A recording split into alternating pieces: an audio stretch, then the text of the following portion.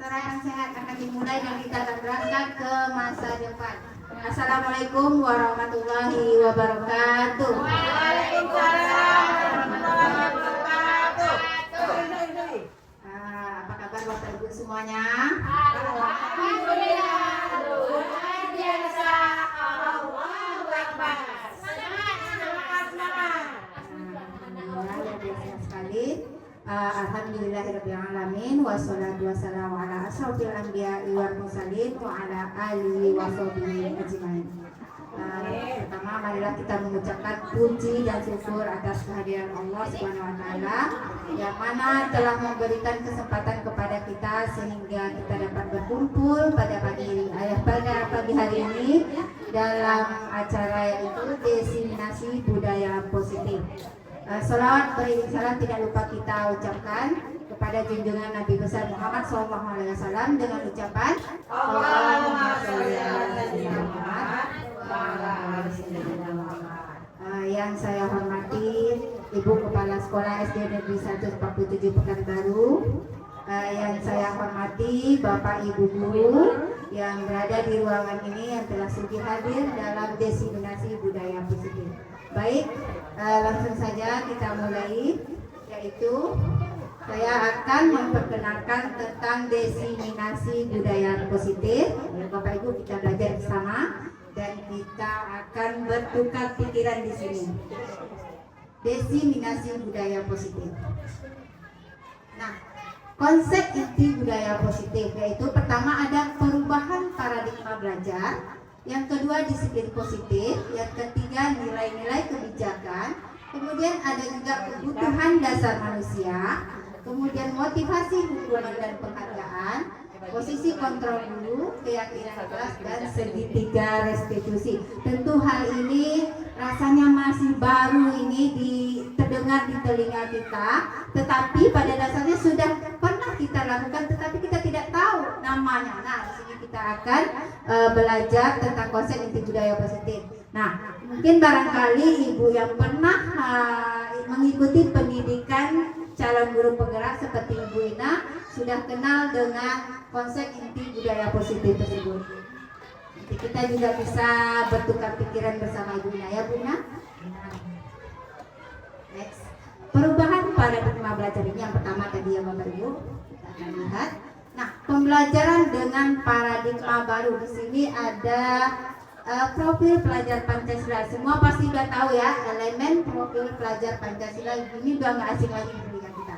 Nah, pembelajaran paradigma baru atau kurikulum merdeka merupakan pembelajaran yang berorientasi pada penguatan kompetensi dan pengembangan karakter yang sesuai dengan dimensi profil pelajar Pancasila. Kurikulum merdeka memastikan bahwa praktik pembelajaran dilakukan di sekolah benar-benar berpusat kepada murid atau student centered learning.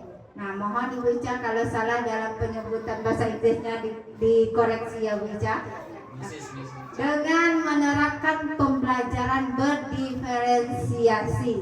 Nah, ini tentu juga hal yang baru terdengar di telinga kita, yang mengakui perbedaan individual murid dan memberikan pengalaman belajar yang sesuai dengan kebutuhan dan minat belajar murid.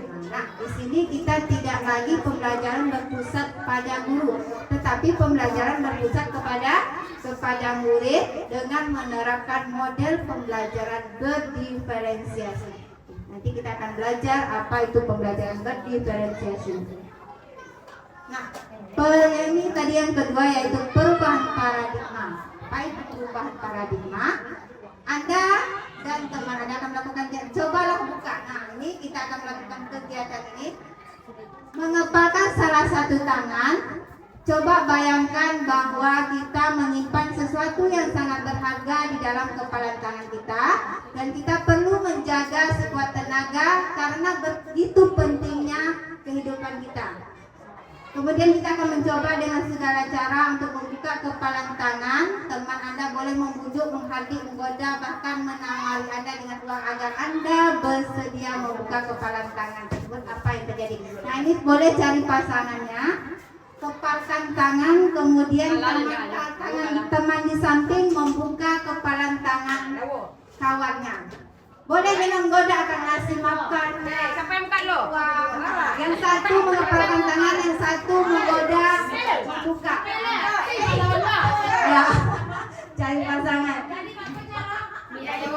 Teman yang satu mengepalkan tangan, teman yang satu ini akan membuka tangan tersebut. Nah, bayangkan yang di depan adalah harapan kehidupan kita. Kalau dipaksa Sangat sayang punya atau uang 1 miliar boleh juga dibayangkan. Kalau dipaksa bukanya gimana? Hah? Ada sesuatu dipaksa boleh? Enggak boleh, boleh dengan cara menggoda.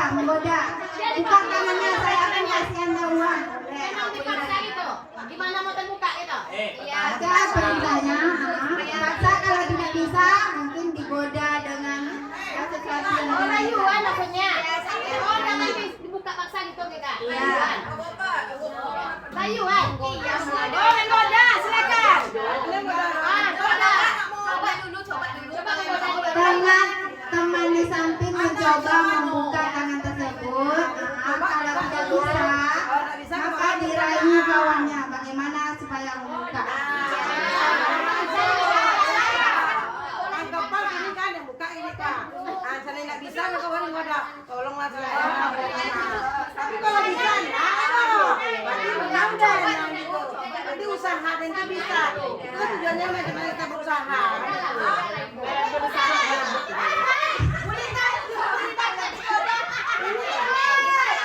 Tujuannya untuk membuka usaha.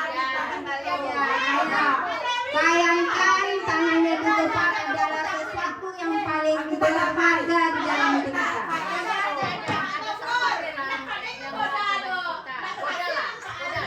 Ica nggak mau digoda.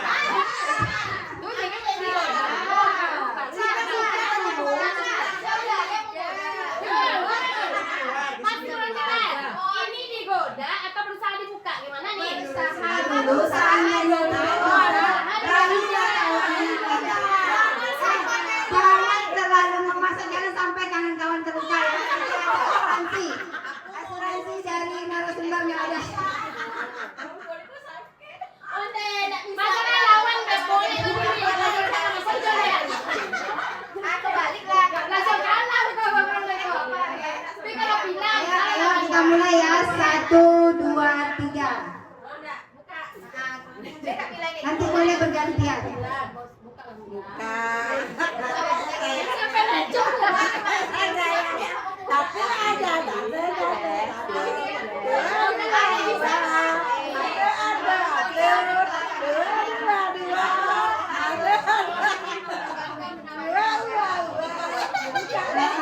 Oke, stop ya. Kita anggap permainannya habis. Nah, kita akan refleksi.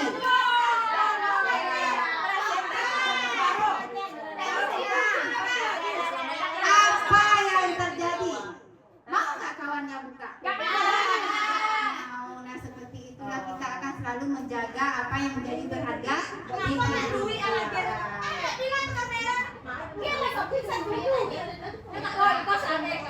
Seandainya bisa tergoda, oke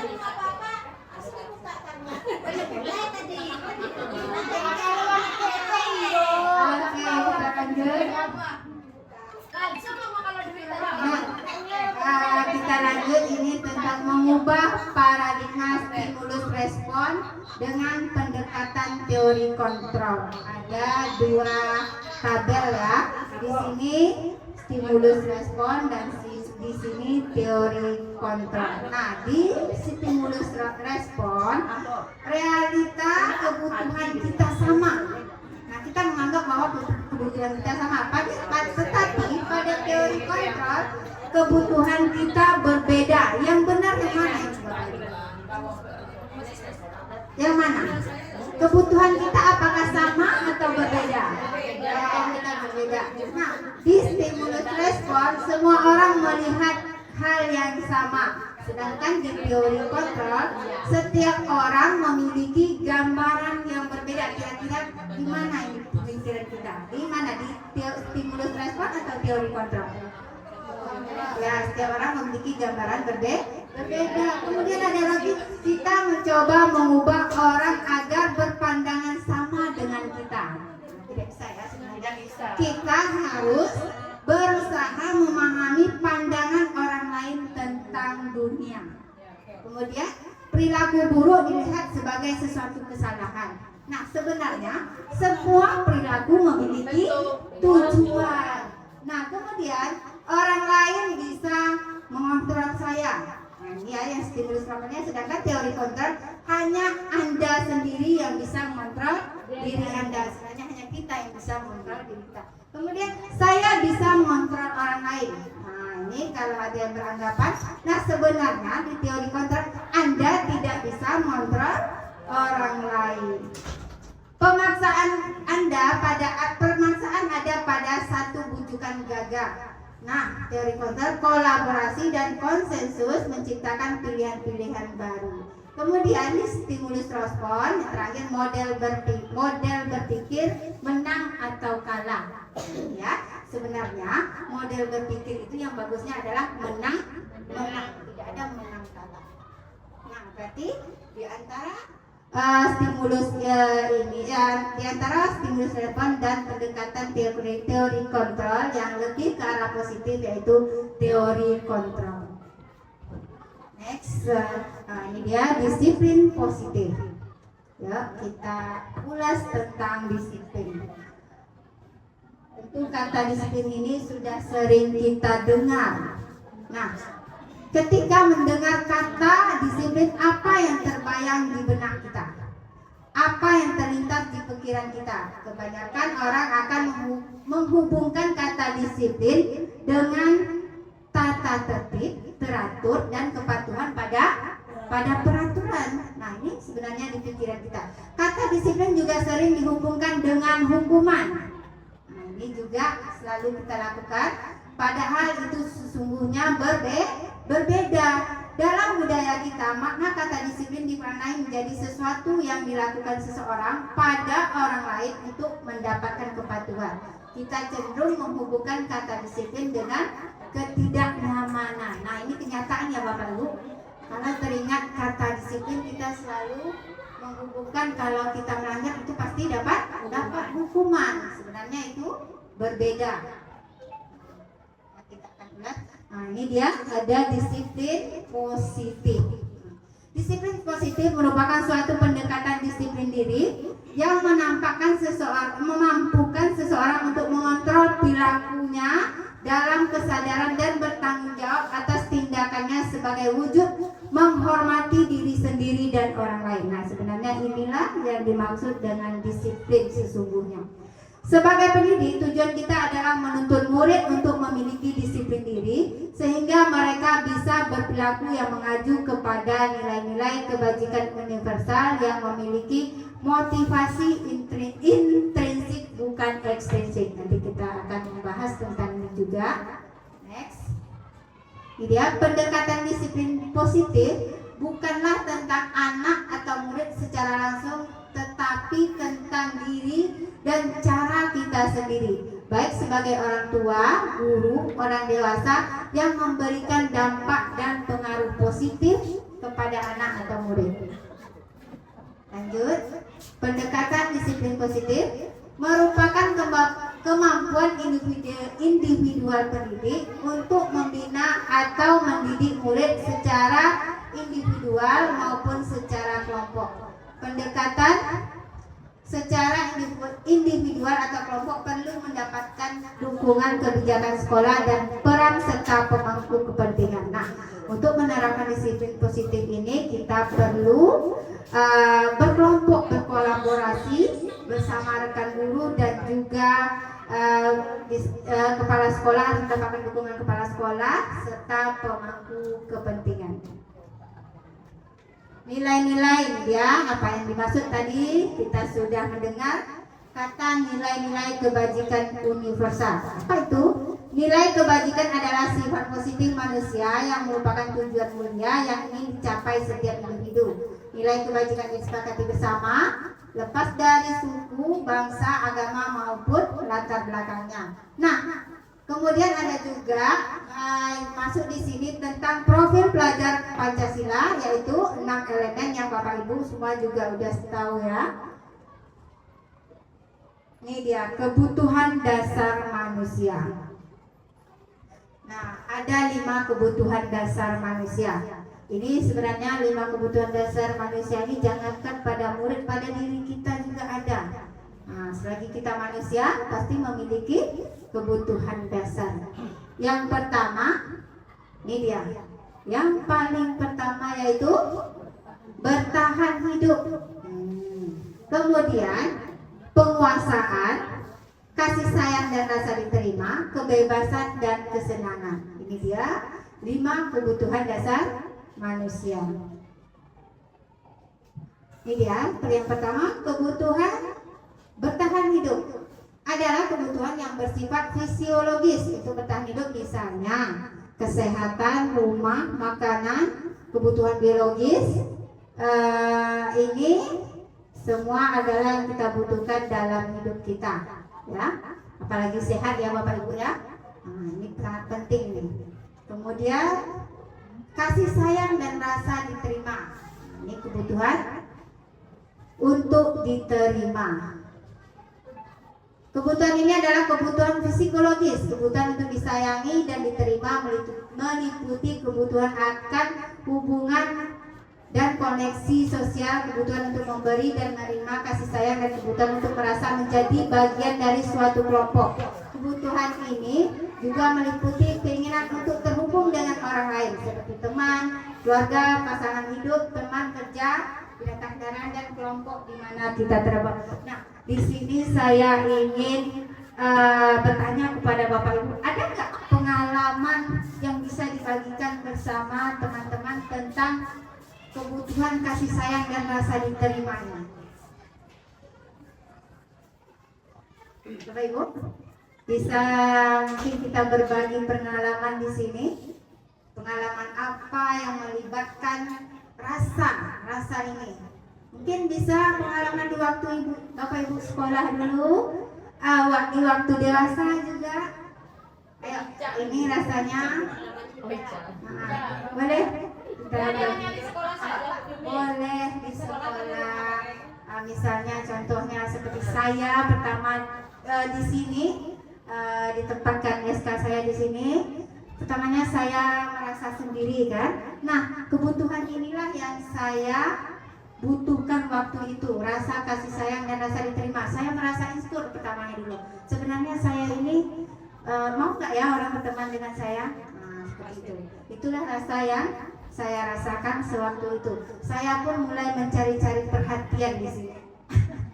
Contoh, misalnya lihat guru lagi megang laptop atau apa, walaupun orang tuh nggak minta tolong nih, misalnya saya nengok, nah saya pura-pura tahu aja gitu, walaupun belum tahu sebenarnya saya akan mencoba membantu. Nah, ini merupakan pengalaman saya pertama di sini, merupakan kebutuhan waktu itu, kebutuhan saya, kebutuhan untuk diterima di SD 147 Pekanbaru. Yang lain barangkali ada? Boleh berbagi? Boleh? Yang lain?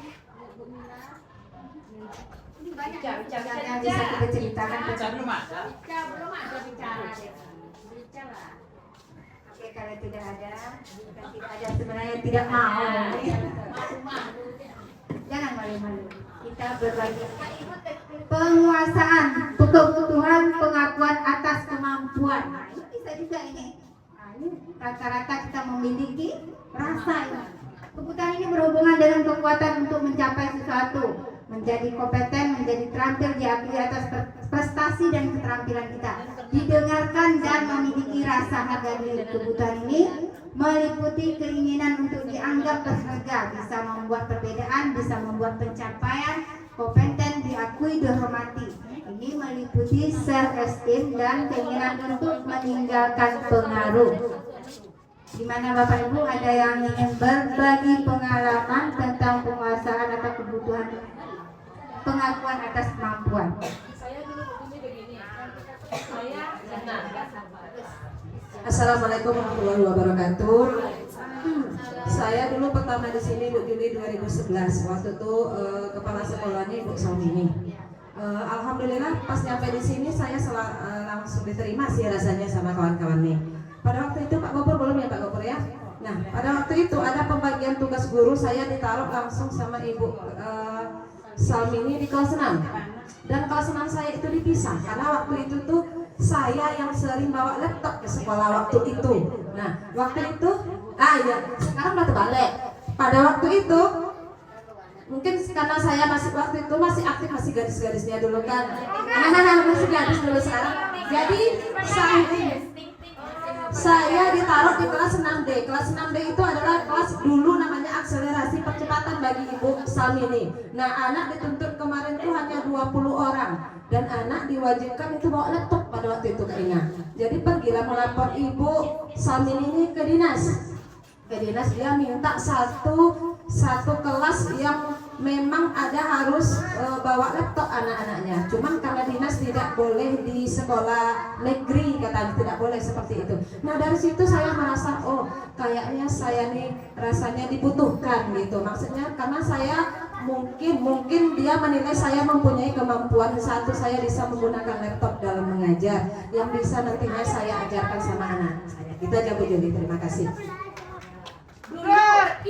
Terima kasih Bu Mila, yang kita beri tepuk tangan. Hus.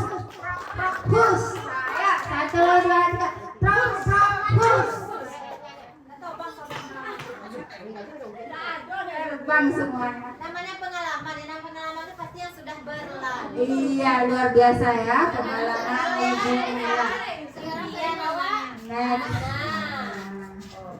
Ini dia kebutuhan akan pilihan, itu namanya kebebasan. Nah, ini pasti ada nih kebutuhan pengen bebas ini, nggak mau dikekang ya. Kebutuhan bebas adalah kebutuhan akan kemandirian, otonomi, memiliki pilihan dan mampu mengendalikan arah hidup seseorang. Anak-anak dengan kebutuhan kebebasan yang tinggi menginginkan pilihan. Mereka perlu banyak bergerak, suka mencoba-coba, tidak terlalu berpengaruh orang lain dan senang mencoba hal menarik. Nah, ini saya ingin bertanya kepada Bapak Ibu, adakah anak kita yang memiliki sifat seperti ini, yang memiliki keinginan kebebasan? Mungkin bisa berbagi cerita pengalaman tadi. Boleh? Apa yang dilakukan anak tersebut? Bu Ina? Salah satunya mungkin dengan mereka bisa memilih kayak anak yang boleh disebutkan. Mungkin untuk kebebasan kebutuhan akan pilihan ini, misalnya mungkin bukan untuk salah satu anak ya Bu Juli, mungkin untuk seluruh siswa kita. Sementara di sekolah kita sekarang kan ada berbagai macam eskul. Jadi siswa kita setiap kelas itu dibebaskan untuk memilih salah satu ekskul yang mereka minati sesuai dengan bakat dan minatnya. Dan kita di sekolah memfasilitasi itu. Jadi anak-anak kita bebas, mereka tidak dipaksa. Apa yang mereka sukai, jadi sesuai dengan keinginannya. Mungkin itu betul ya. Tepat sekali. Terima kasih ayah, kita berikan tepuk tangan Hus untuk Ina. Hus.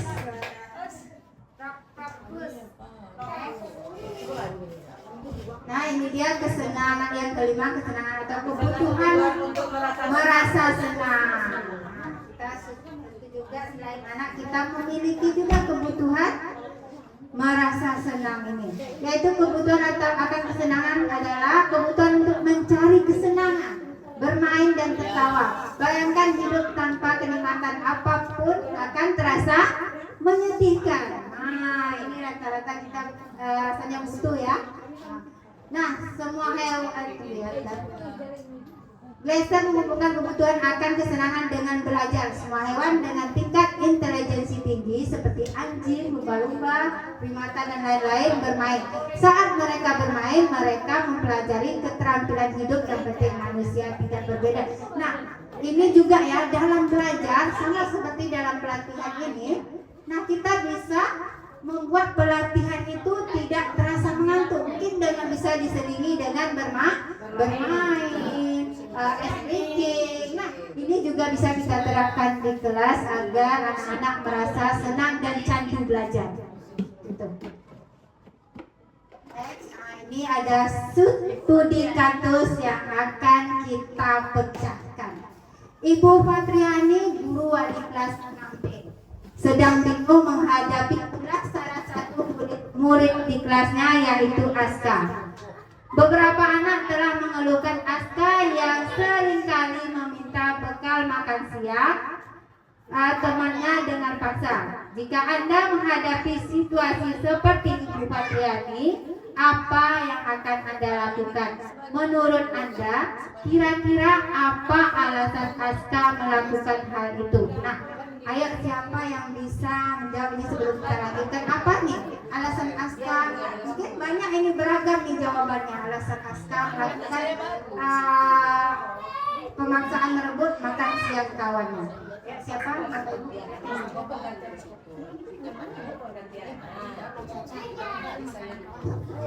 Baik, terima kasih.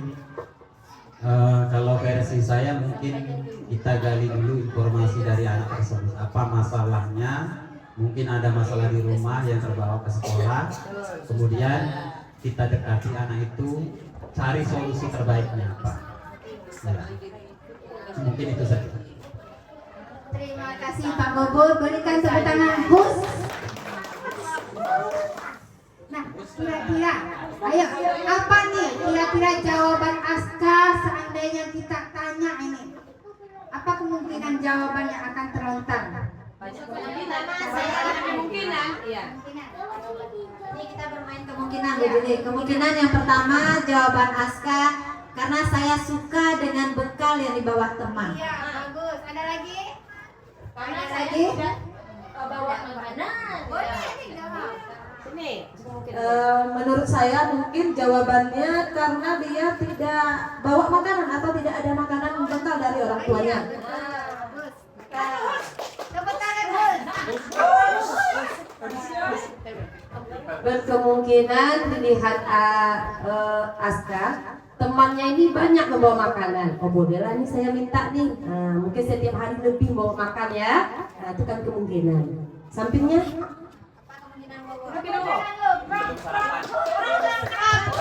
Prak prak prak. Wah.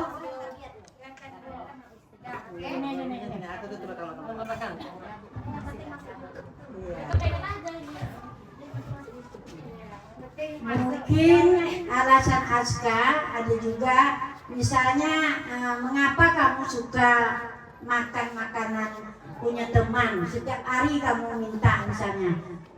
Bisa juga jawabannya mama belum masak katanya. Jadi kayak gitu.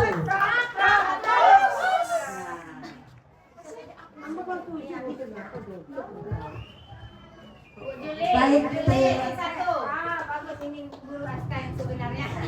Oh, jadi Aska ini sebenarnya nih yang Bisa jadi Bu Juli nanti dijawab si Aska, enggak ada apa-apa Bu, cuma pengen nusil aja.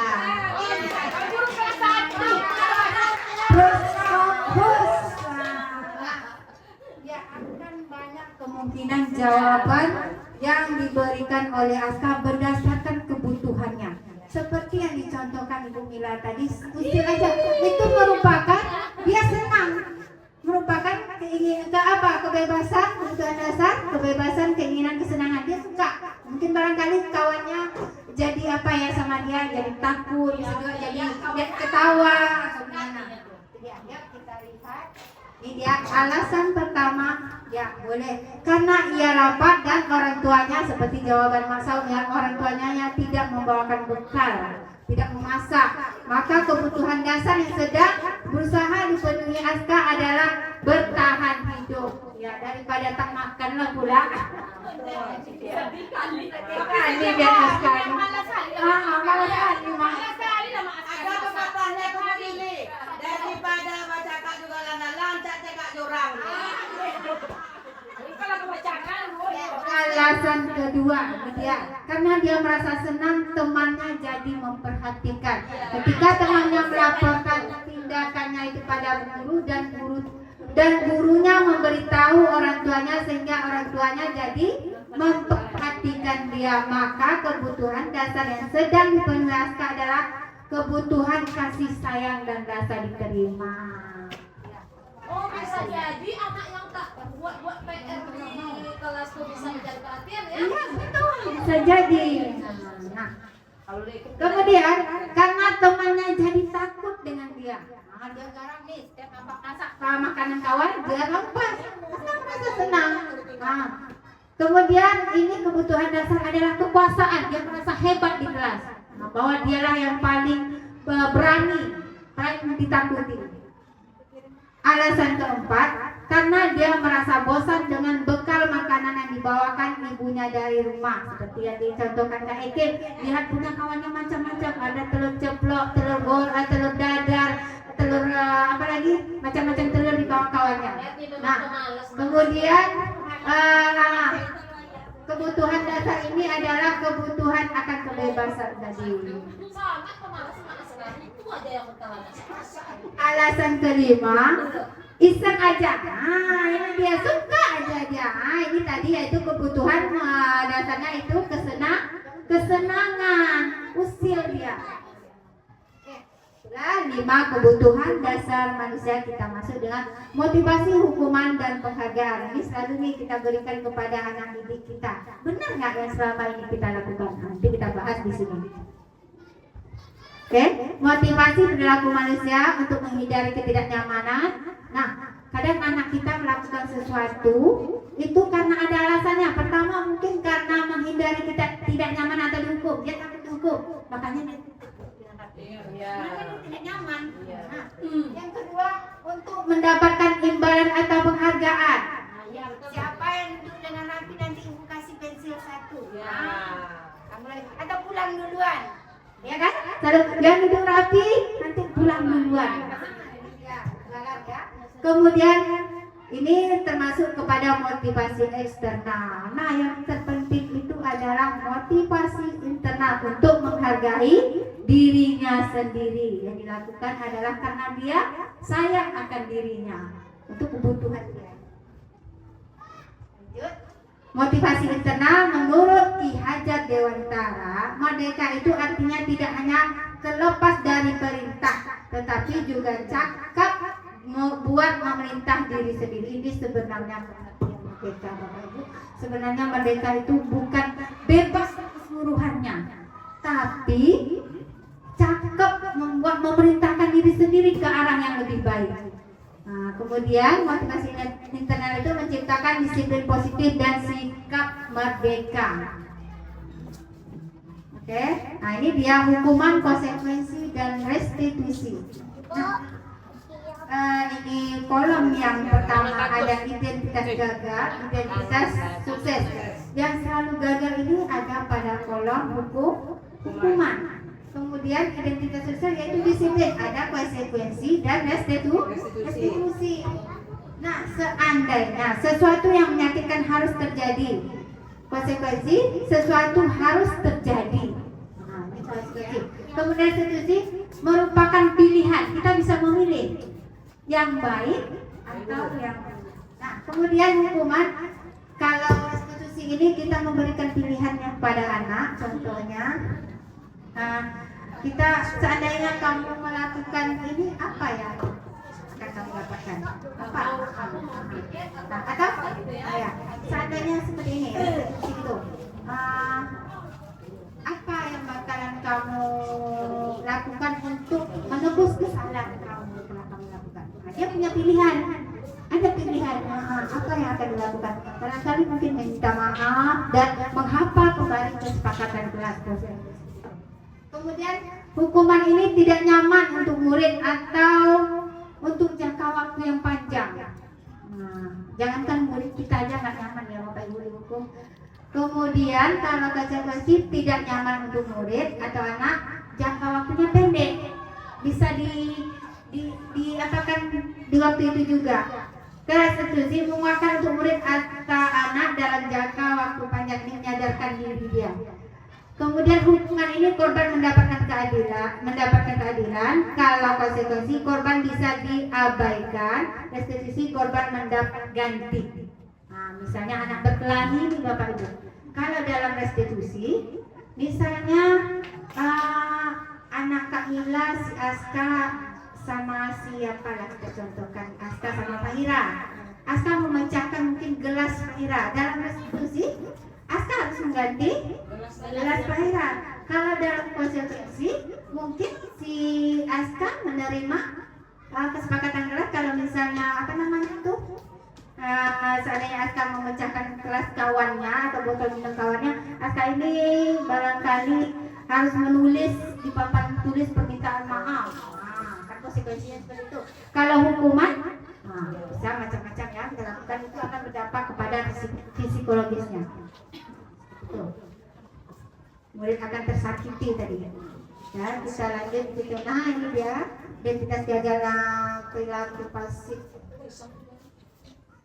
Oh, ini nanti saya bagikan aja, Bapak Ibu bisa baca. Kita lanjut.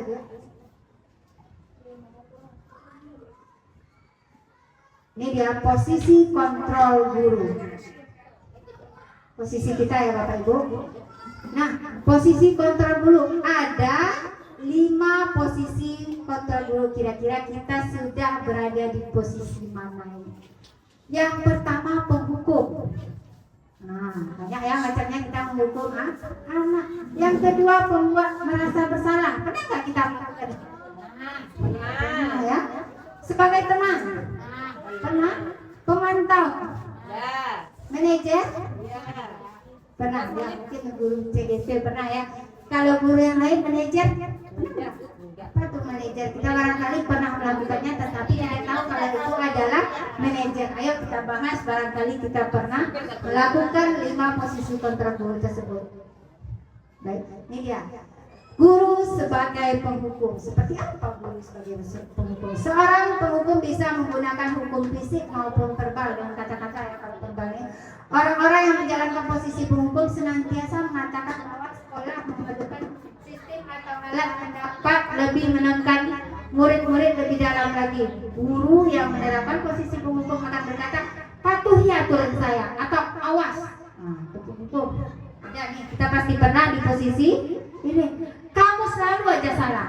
Pernah nggak kita berkata-kata seperti itu? Selalu, pasti selalu yang terakhir selesai. Nah, ini contoh ketika anak tidak selesai mengerjakan tugasnya atau yang paling terakhir, padahal sudah jam pulang nih. Guru seperti ini senantiasa percaya hanya ada satu cara agar pembelajaran bisa berhasil, yaitu caranya sendiri. Jadi kita cek kembali. Nah, ada nggak cara yang lebih baik daripada ini? Kita pas cek. Guru sebagai pembuat merasa bersalah, ini juga selalu ya. Pada posisi ini biasanya guru akan berusaha lebih lembut. Ini saya selalu nih, Bapak Ibu. Pembuat rasa bersalah akan menggunakan keheningan yang membuat orang lain merasa tidak nyaman, bersalah atau rendah diri. Kata-kata yang keluar dengan lembut akan seperti, ibu sangat kecewa sekali dengan kamu. Nah, orang lembut. Tetapi itu adalah agar supaya anak merasa bersalah atas dirinya, atas sikapnya. Berapa kali Bapak harus memberitahu kamu ya? Atau gimana coba kalau orang tua kamu tahu kamu berbuat begini? Nanti anak udah merasa dirinya yang paling gagal ya. Di posisi ini murid akan memiliki penilaian diri yang buruk tentang diri mereka. Murid merasa tidak berharga dan telah mengecewakan orang-orang yang disayang. Jangankan sama murid, sama teman juga kita selalu seperti ini, bahkan sama anak sendiri. Tanpa sadar ya. Guru sebagai teman. Kalau sebagai teman ini tingkat keberhasilannya lebih ini ya daripada penghukum dan pembuat rasa bersalah ini.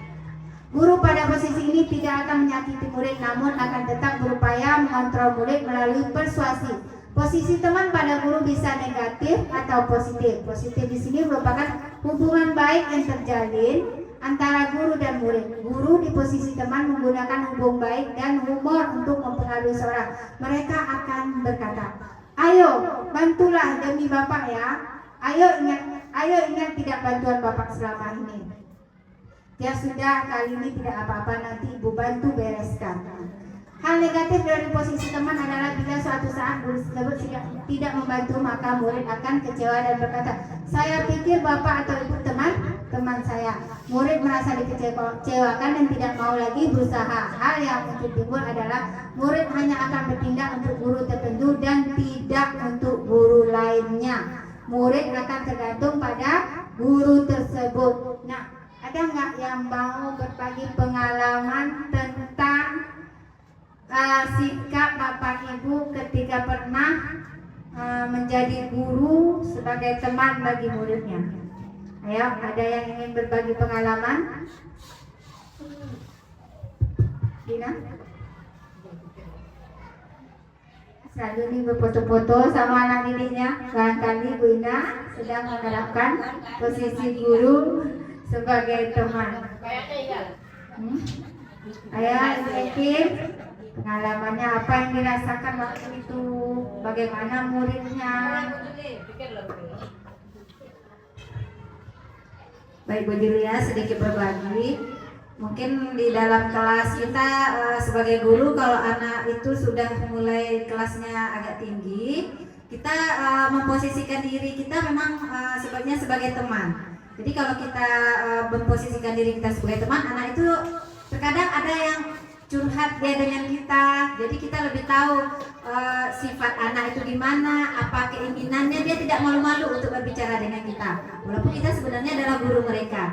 Cuman karena mereka merasa kita terbuka dengan mereka, jadi mereka pun bebas atau mereka pun tidak canggung, termasuk menceritakan hal-hal yang mungkin menurut kita sebagai guru tidak pantas seharusnya anak bercerita seperti itu. Cuma karena mereka merasa kita bisa menjadi pendengar, dan begitu anak itu bercerita, dan kita pun bisa memasukkan nasihat-nasihat jika apa yang diceritakan mereka itu atau curhatan mereka itu sudah agak di luar batas misalnya, atau tidak sewajarnya, atau belum waktunya mereka seperti itu, bisa kita masukkan nasihat-nasihat di situ. Mungkin seperti itu gitu. Baik, berikan tepuk tangan buatnya. Prok Gus. Terima kasih Bu Ina, luar biasa sekali ya. Ini akan menjadikan Bu Ina guru favorit. Boleh tambahkan Juli? Ya, nggak apa-apa, bagus ya. Nah, ini tingkat Juli ada yang berhasil. menambahkan. Oke, baik. Kayaknya menarik.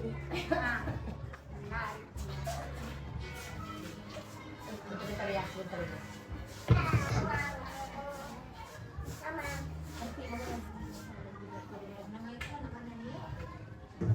Baik, terima kasih Bu Juli. Ini menambahkan dari Bu Ina tadi, kebetulan saya guru bidang studi dan yang memegang itu bidang studi kelas 1 dan 6. Jadi yang sangat kontras sekali ya.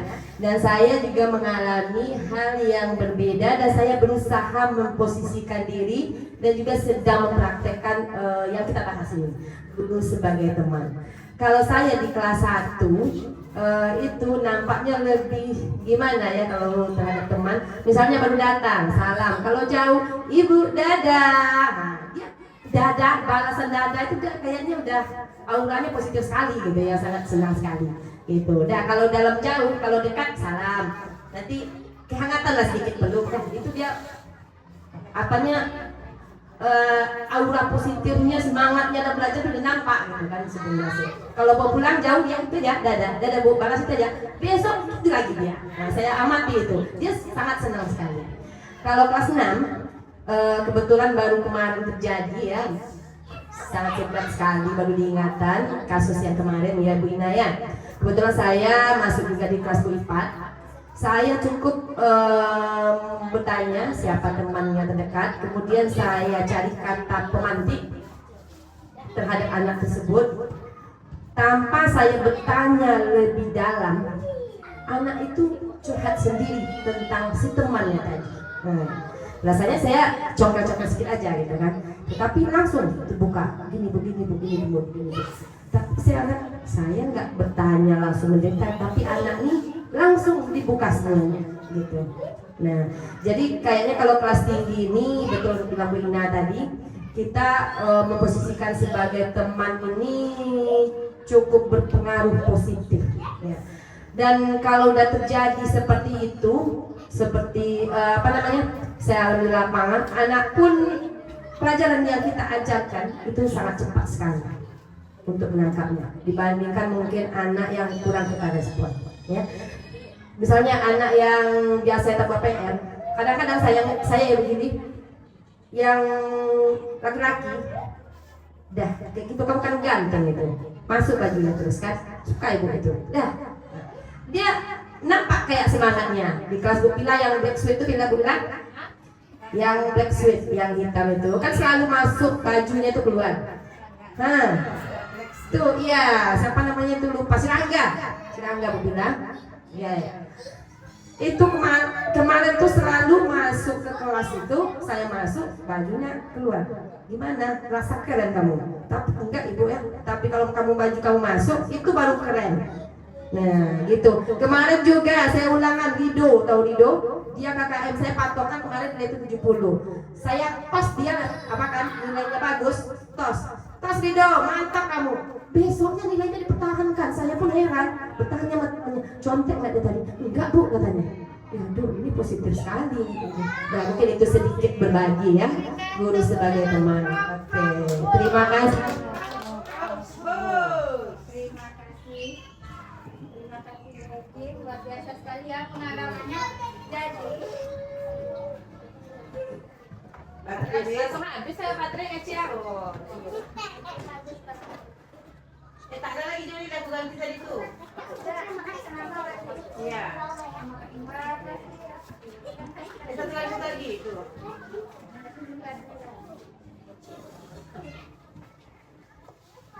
Nah, berarti posisi pembekul atau posisi pembuat bahasa besar ini sebaiknya kita hindari ya. Gelombang ya. Tidak Oke, habis semuanya. Nah, ini ada lagi. Ada. Guru sebagai pemantau. Nah, membantu berarti mengawasi. Pada saat ini kita mengawasi, kita bertanggung jawab atas perilaku orang yang kita awasi. Memantau berdasarkan peraturan-peraturan dan konsekuensi. Dengan menggunakan sanksi atau konsekuensi kita dapat memisahkan hubungan pribadi kita dengan murid. Sebagai seorang guru yang menjalankan posisi pemantau, pertanyaan yang biasa muncul yaitu peraturannya apa? Apa yang pernah kamu lakukan? Sanksi atau konsekuensinya apa? Nah, ini mengarahkan anak ke arah yang lebih bertanggung, menjadi anak lebih bertanggung jawab. Seorang pemantau sangat mengandalkan perhitungan, catatan, data yang digunakan sebagai bukti atas perilaku seseorang. Posisi ini akan menggunakan slip catatan, daftar cek. Posisi pemantau sendiri berawal dari teori stimulus respon yang menunjukkan tanggung jawab guru dalam mengontrol murid. Nah, Bapak Ibu, mungkin barangkali kita juga sudah pernah berada di posisi ini ya. Kita lanjut. Guru sebagai manajer. Nah, yang ini nih yang harus kita paling diwajibkan untuk kita haruskan nih diterapkan di kelas maupun di sekolah. Posisi terakhir manajer adalah posisi di mana guru berbuat sesuatu bersama dengan murid, mempersilahkan murid mempertanggungjawabkan perilakunya. Dia berbuat dan dia harus bertanggung jawab dengan mendukung diri murid agar dapat menemukan solusi atas permasalahannya sendiri. Seorang manajer telah memiliki keterampilan di posisi teman maupun pemantau. Nah, ketika Bapak Ibu sudah di posisi teman maupun pemantau, maka Bapak Ibu akan bisa berdiri guru sebagai manajer. Dan dengan demikian bisa jadi waktu-waktu tertentu kembali kepada posisi tersebut bila diperlukan. Seorang manajer akan berkata apa yang kita yakini, kembali ke keyakinan kelas. Apakah kamu meyakininya, atau jika kamu meyakininya, apakah kamu bersedia memperbaikinya? Jadi kita memberikan pertanyaan-pertanyaan pengantin. Kemudian jika kamu memperbaiki hal ini menunjukkan apa tentang dirimu? Apa rencana kamu untuk memperbaiki hal ini? Dan tugas seorang manajer bukan untuk mengatur perilaku seseorang, kita membimbing murid untuk dapat mengatur dirinya. Nah, Mungkin kita jika posisi ini belum kita terapkan, kita akan bisa belajar bagaimana menerapkan posisi manajer tersebut. Jika anak membuat kesalahan, kita harus kembali bertanya apa alasan dia melakukan hal tersebut, kemudian mengingatkan kembali kepada dia keyakinan kelas yang telah dibuat, apa konsekuensi yang dia dapatkan, dan bagaimana cara dia memperbaiki hal tersebut. Bapak Ibu ada pengalaman tentang posisi guru sebagai manajer? Mungkin saya akan berbagi ya, dan ini bukan kepada murid tapi tanpa sadar kepada anak saya sendiri. Pernah suatu ketika saya pulang sekolah, saya mencek dia, kemudian saya tanya, tadi Aska jajan apa di sekolah? Dia tidak tahu, katanya. Masa Aska tidak tahu apa yang Aska beli? Aska harus tahu apa yang masuk ke tubuh Aska, apa yang Aska beli, apa yang Aska makan, Aska harus ingat. Nah, kemudian dia lama terdiam, kemudian dia berkata, kalau Aska jujur ibu akan marah. Jujur tidak jujur, kata ibu akan marah sama Aska jika itu salah. Kemudian akhirnya dia lama diam, dia jujur tadi Aska makan mie, jajan mie. Nah, semalam kan Aska udah jajan mie, kesepakatan kita jika hari ini makan mie, besok tidak boleh makan mie lagi. Kemudian baru waktunya harus selang-seling, tidak boleh berurutan karena mie itu sulit dihancurkan di perut, saya jelaskan kan. Kemudian dia bilang, terus kalau seperti ini harus bagaimana Aska? Dia langsung bilang, besok ibu tidak usah kasih Aska jajan lagi. Ibu masakkan aja Aska bekal makanan untuk Aska bawa ke sekolah. Nah, itu dia jawaban dari Aska, sudah masuk ke posisi restitusi ya, guru sebagai manajer. Oke, lanjut. 5 posisi kontrol atau restitusi. Ini akan saya bagikan nanti ya. Slide saya Bapak Ibu mungkin bisa baca dan akan kita bahas nanti di WA group.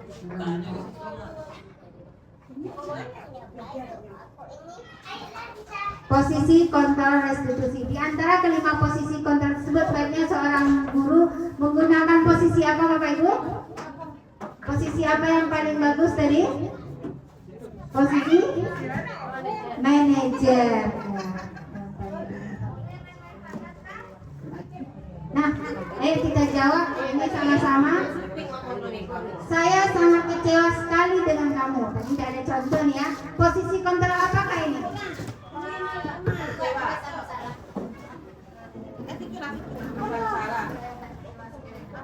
Posisi kontrolnya membuat menjadi merasa bersalah. Iya, pembuat rasa Bersalah. bersalah. Kasih dulu tepuk tangan. Nah, kamu tidak pernah benar melakukannya. Posisi kontrol apa ini? Sama. Kamu tidak pernah Kamu tidak pernah menghukum ya? Kamu tidak pernah benar melakukannya. Iya. Langsung dia itu terus, kamu terus yang Membuat bersalah. Bersalah. Pembuat menjadi masalah itu. membuat rasa bersalah gitu ya. Oke, next. Apa rencanamu untuk menyelesaikan masalah ini? Manajer. Manajer. Iya. Beri tepuk tangan khusus untuk semuanya. Pak, khusus. Ayolah lakukan demi bapak atau ibu. Ayo, posisi kontrol sebagai teman. Ini kamu tidak akan mendapatkan nilai kalau kamu tidak mengerjakan tugas. Ini hukuman. Ini dia keyakinan sekolah atau kelas. Mengapa keyakinan kelas dan kenapa bukan peraturan kelas? Ternyata keyakinan kelas dan peraturan kelas berbeda, tidak sama yang kita cari. Kenapa? Keyakinan kelas bersifat lebih abstrak daripada peraturan yang lebih rinci dan konkret. Sedangkan keyakinan kelas berupa pernyataan universal. Kemudian keyakinan kelas senantiasa dibuat dalam bentuk positif. hendaknya tidak terlalu banyak sehingga mudah diingat dan dipahami oleh semua warga kelas. Kemudian sesuatu yang dapat diterapkan di lingkungan tersebut berkontribusi dalam pembuatan kelas lewat kegiatan curhat pendapat. Kemudian bersedia meninjau kembali keyakinan kelas dari waktu ke waktu. Nah, ini dia segitiga restitusi. Oke. Ada 4 tingkatan: validasi tindakan yang salah, menstabilkan keyakinan, dan meyakinkan keyakinan, menanyakan keyakinan, dan menstabilkan identitas. Ini tingkatan segitiga restitusi.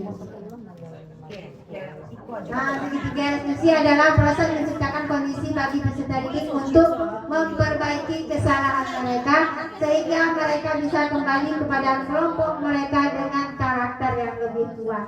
Ini dia ya, yang harus kita terapkan di kelas sekolah. Ini tahapannya ada pertama itu validasi tindakan, menstabilkan identitas, kemudian menanyakan keyakinan, dan yang terakhir validasi tindakan yang salah.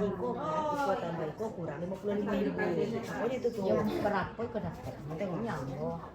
Di situ ambil ragu ke sekolah. Baik.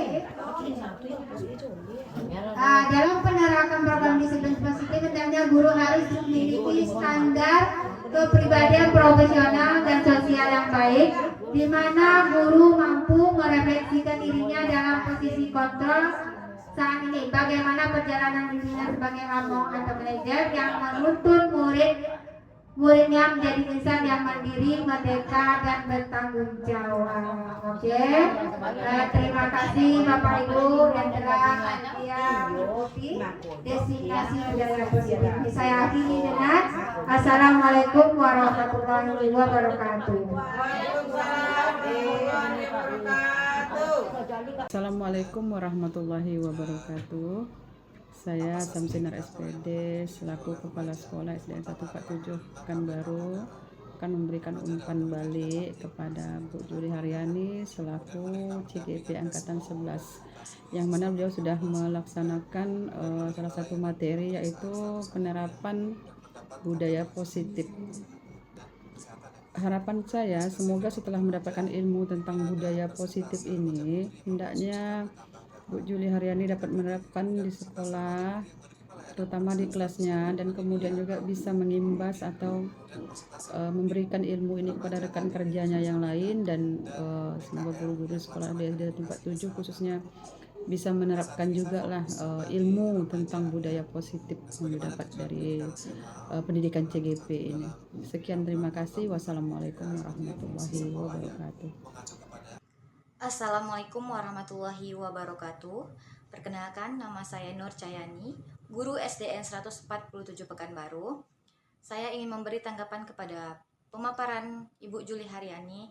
Menurut saya, pemaparan yang telah disampaikan Ibu Juli Haryani sudah sangat baik, bagus, dan bermanfaat bagi guru dan peserta didik di sekolah. Semoga nantinya saya bisa menerapkannya di pembelajaran saya di sekolah. Mungkin sekian dari saya. Assalamualaikum warahmatullahi wabarakatuh.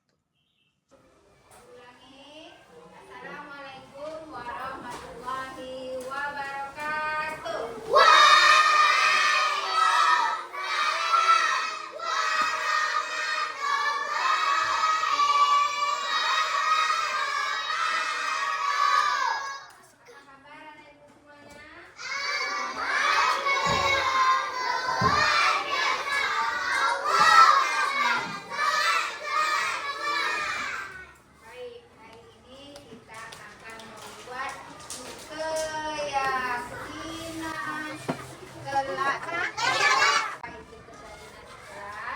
Yaitu hal-hal yang kita yakini dan akan kita laksanakan ke depannya secara bersama. Contohnya, tidak membuang sampah sembarangan. Itu harus kita sepakati bersama, kita yakini bahwa kita bisa melakukan hal tersebut. Nah, Ibu akan berikan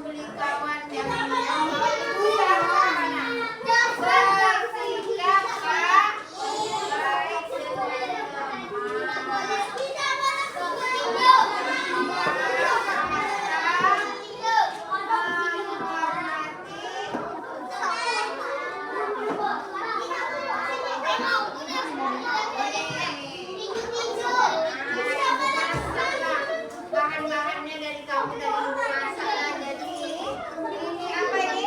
Bersikap atau menghormati teman. Tidak boleh membuli, tidak boleh. Hafiz, minjam mengapa Hafiz?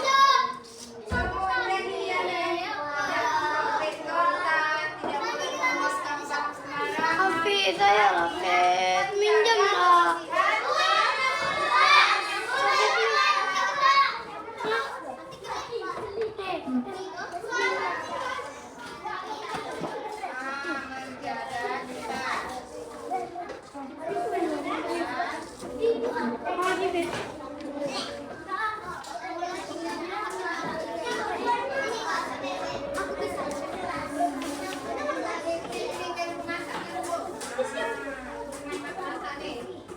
Nah, kemudian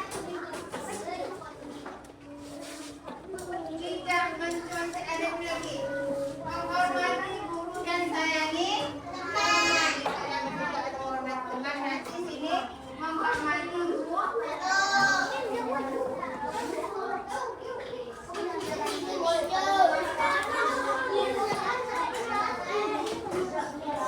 Tidak mencontek artinya bertanggung jawab dengan tugasnya masing-masing.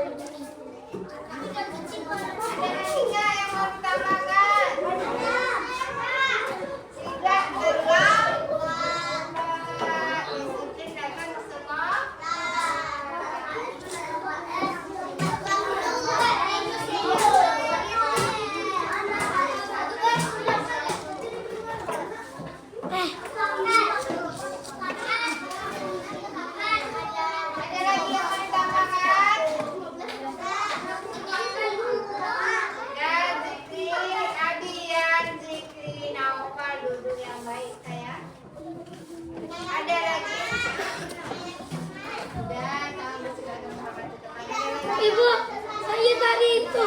Menjaga kebersihan badan. Tidak berkata-kata.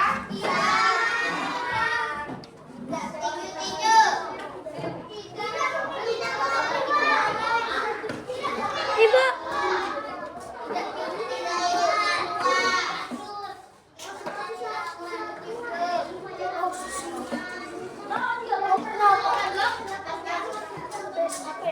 Atau berakhlak yang baik.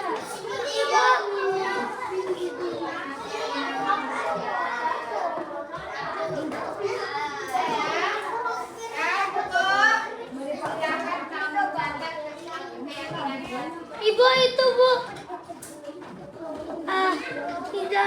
Tidak merusak tanaman yang ada di taman sekolah.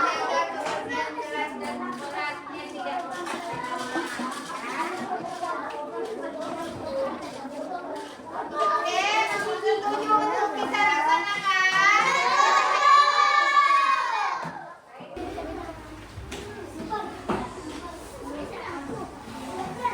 Assalamualaikum warahmatullahi wabarakatuh.